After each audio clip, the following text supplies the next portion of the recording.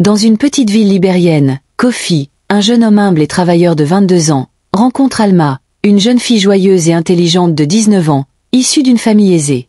Malgré leurs origines différentes, ils deviennent proches, passant du temps ensemble et se liant d'amitié sous un manguier après l'école. Alma vit dans une maison riche avec son père, homme d'affaires, et sa mère, infirmière. Malgré leur richesse, elle ne méprise jamais Kofi et l'aime pour sa gentillesse et son respect envers les autres. Kofi et Alma tombent profondément amoureux et envisagent un avenir ensemble, rêvant de devenir enseignant et infirmière.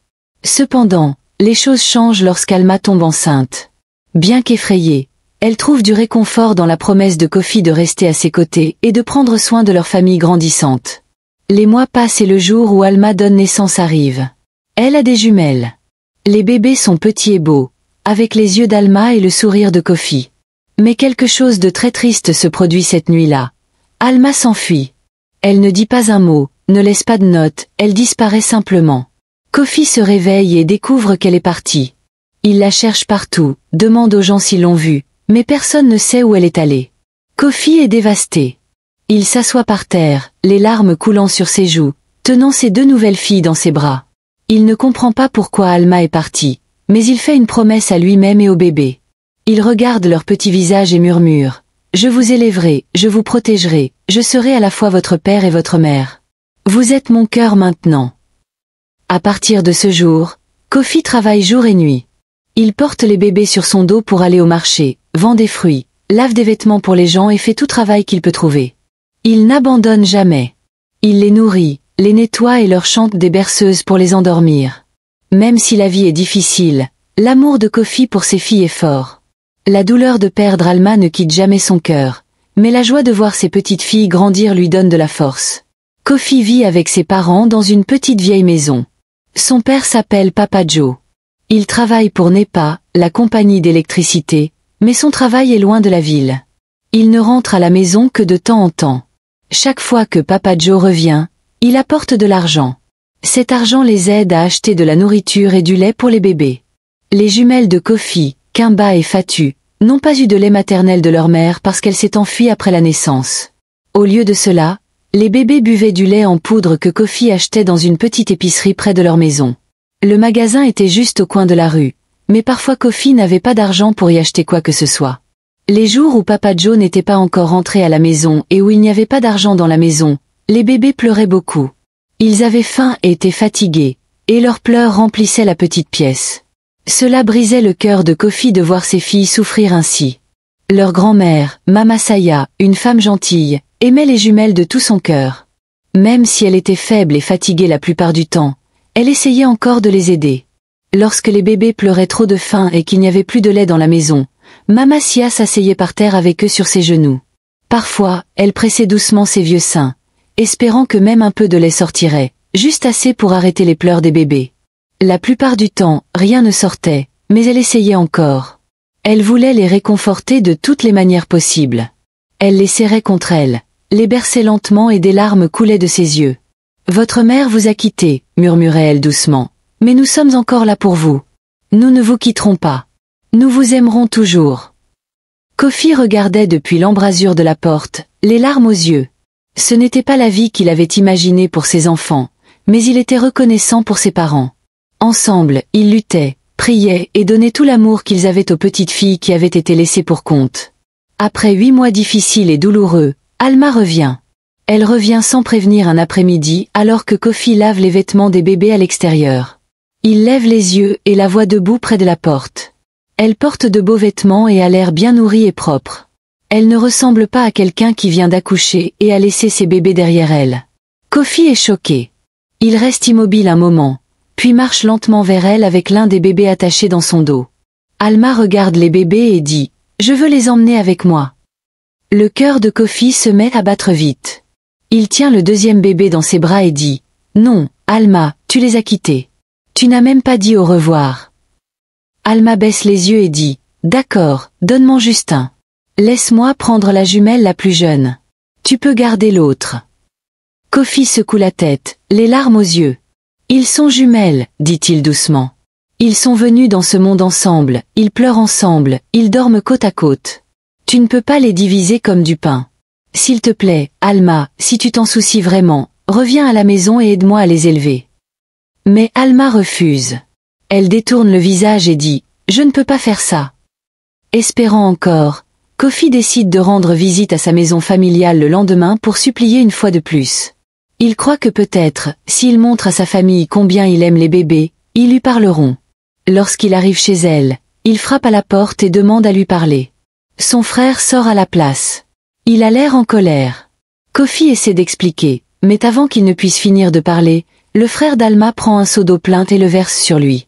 Kofi reste là, trempé, sa chemise collée à son corps. Puis le frère crie « Sors d'ici, pauvre garçon. Ne reviens jamais ». Alors que Kofi se retourne lentement pour s'en aller, il voit Alma debout à la porte. Leurs yeux se rencontrent un moment. Il pense qu'elle va dire quelque chose, mais elle n'a pas l'air triste. Son visage est dur, froid. Elle le regarde dans les yeux et dit « Je ne peux pas souffrir avec toi ». Kofi a l'impression que quelque chose en lui se brise. Il rentre chez lui lentement, l'eau dégoulinant de ses vêtements et la douleur dans son cœur. Lorsqu'il arrive, il regarde ses bébés et essuie ses larmes. Il leur murmure « Votre mère est peut-être partie à nouveau, mais je suis toujours là. Je ne vous quitterai jamais ». Des années plus tard, Alma épouse un homme riche. Il a une grande maison, de belles voitures et beaucoup d'argent. Alma commence une nouvelle vie avec lui. Elle a l'air heureuse sur les photos que les gens voient. Elle porte de beaux vêtements, va à des fêtes et vit dans le confort. Mais pendant toutes ces années, elle a oublié ses filles jumelles, Kimba et Fatu.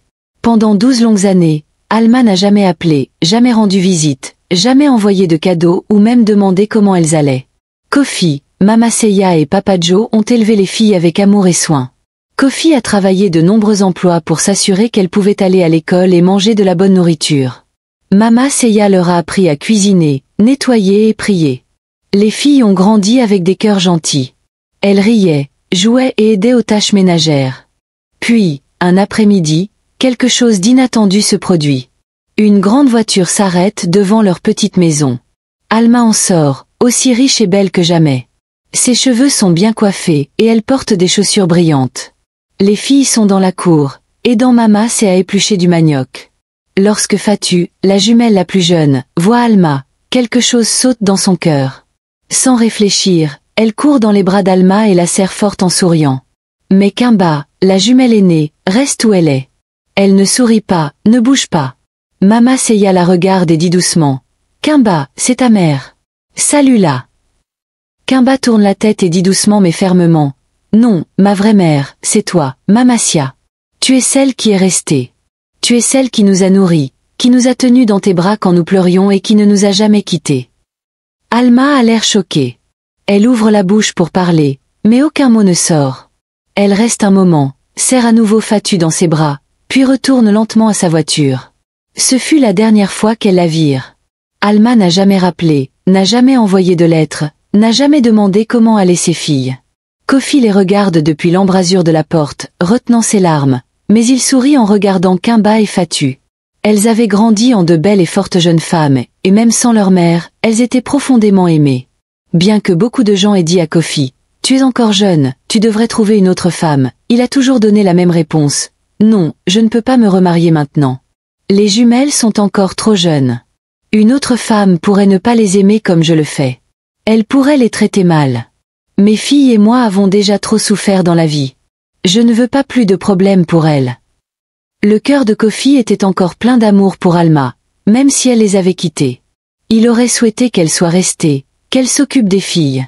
Mais elle était partie et il devait rester fort. De nombreuses années plus tard, Kofi travaille très dur et obtient enfin un bon emploi au Nigeria. C'était un nouveau départ et il était heureux de gagner mieux sa vie pour prendre soin de ses filles jumelles, Kimba et Fatu. Kofi emmène donc ses filles avec lui au Nigeria. Ils vivent dans une maison louée confortable dans une ville animée. Chaque jour, Kofi se lève tôt, prépare le petit déjeuner, aide les filles à se préparer pour l'école, puis va travailler.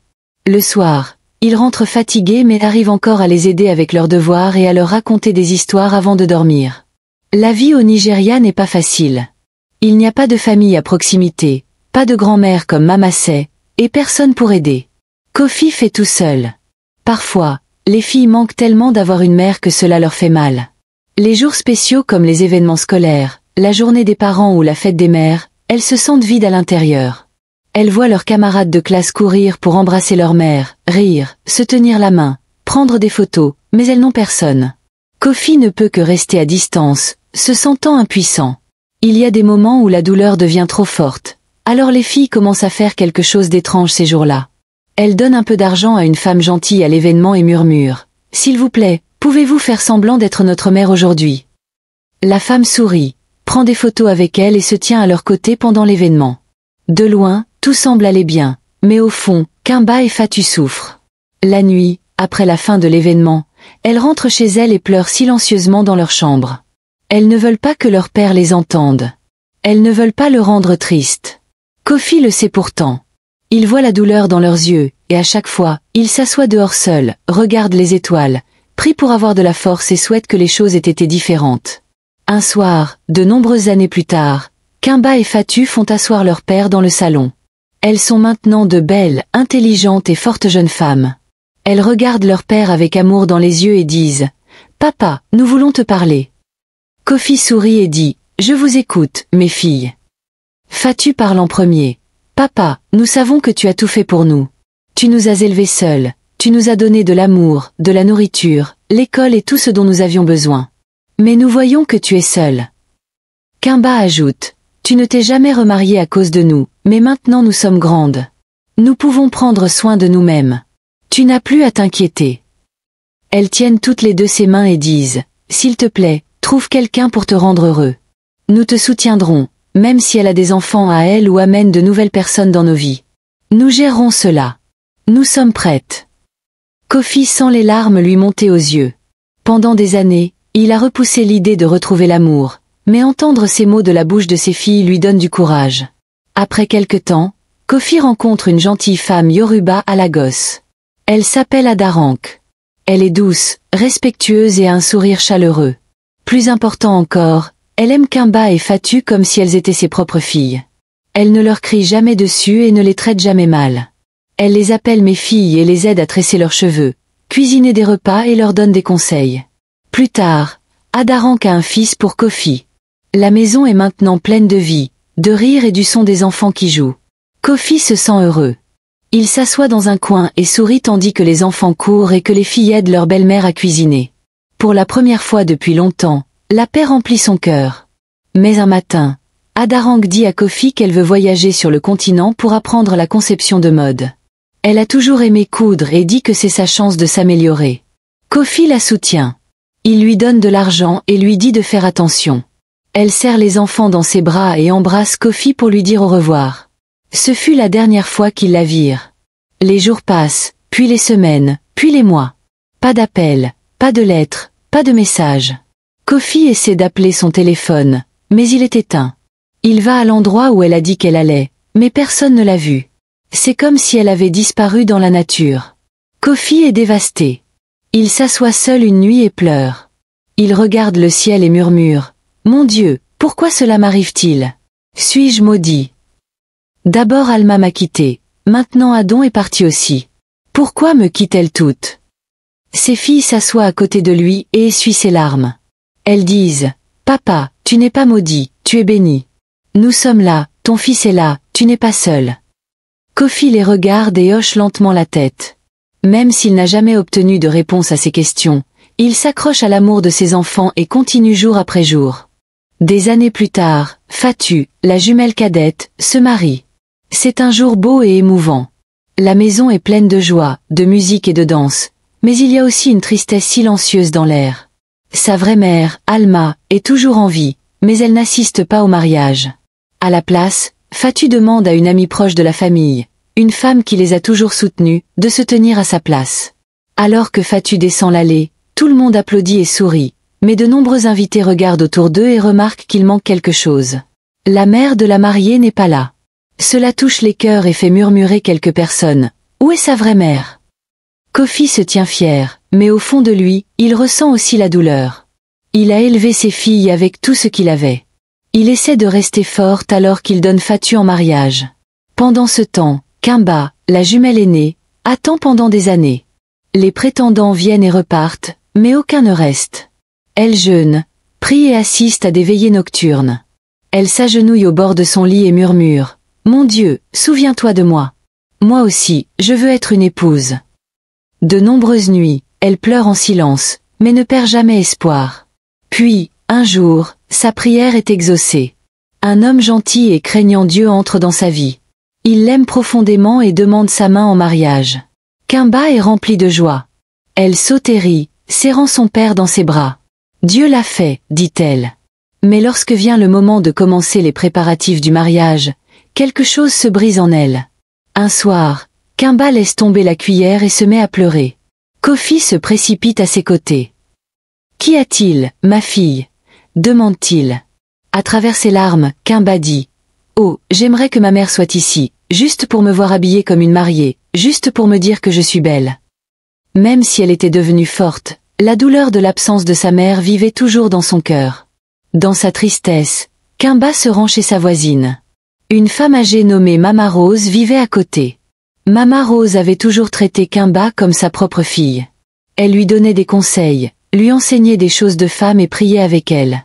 Lorsque Kimba entra dans la maison, Mama Rose ouvrit ses bras sans dire un mot. Kimba se jeta dans ses bras et pleura. Mama Rose lui tapota doucement le dos et dit « Ma fille, je suis là. Tu n'es pas seule. Je serai à tes côtés. » Fidèle à ses paroles, Mama Rose se tint aux côtés de Kimba avant, pendant et après l'introduction. Elle lui tint la main, l'aida à s'habiller et dansa avec elle. Kimba sourit à travers ses larmes. Pour la première fois de sa vie, elle avait l'impression d'avoir à nouveau une mère. Maintenant, son mariage n'était plus qu'à quelques semaines. Les amis et la famille sont venus aider à l'organisation. Un soir, alors qu'ils étaient assis à l'extérieur de la maison, un ami a dit « Kimba, as-tu invité ta vraie mère ? Tu as dit que tu lui avais pardonné. » Kimba leva lentement les yeux. Son visage était calme, mais ses yeux étaient tristes. Elle dit doucement « Oui, je lui ai pardonné, je l'ai vraiment fait. Mais je ne l'inviterai jamais à ma célébration. » Ses amis hurlèrent surpris. L'un d'eux demanda « Pourquoi pas ?» Kimba s'assit à côté et dit avec un cœur lourd « Elle n'a jamais été là pour moi. Pas depuis le premier jour, pas quand je pleurais, pas quand j'avais besoin d'un câlin de maman, pas pendant mon enfance, mes jours d'école ou mon introduction. Elle a fait son choix et j'ai fait le mien. J'ai la paix maintenant. » Tout le monde se tut. Bien que ce soit une vérité douloureuse, il respectait sa décision. Kimba avait trouvé l'amour, le soutien et la paix dans les bras de ceux qui étaient restés, et cela lui suffisait. Le grand jour du mariage est arrivé, et le mariage de Kimba avec un milliardaire fut un événement joyeux et mémorable. Alors que la cérémonie battait son plein, quelque chose d'inattendu se produisit.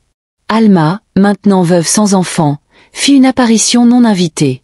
Les agents de sécurité la remarquèrent rapidement et la forcèrent à partir, la faisant s'éloigner dans la honte et le regret. Malgré l'incident, la célébration se poursuivit et le marié surprit Monsieur Kofi avec une toute nouvelle voiture, le remerciant sincèrement d'avoir élevé sa femme et sa sœur jumelle avec amour et soin. Submergé d'émotion, Monsieur Kofi exprima une profonde gratitude pour ce geste attentionné. L'histoire enseigne que la véritable parentalité se manifeste par l'amour, le sacrifice et la présence, et non simplement par la naissance. Elle nous rappelle que l'abandon des enfants laisse des blessures émotionnelles profondes. Enfin, elle montre que la vraie famille est composée de ceux qui vous aiment, vous soutiennent et se tiennent à vos côtés, qu'ils soient ou non liés par le sang. J'espère que vous avez apprécié l'histoire.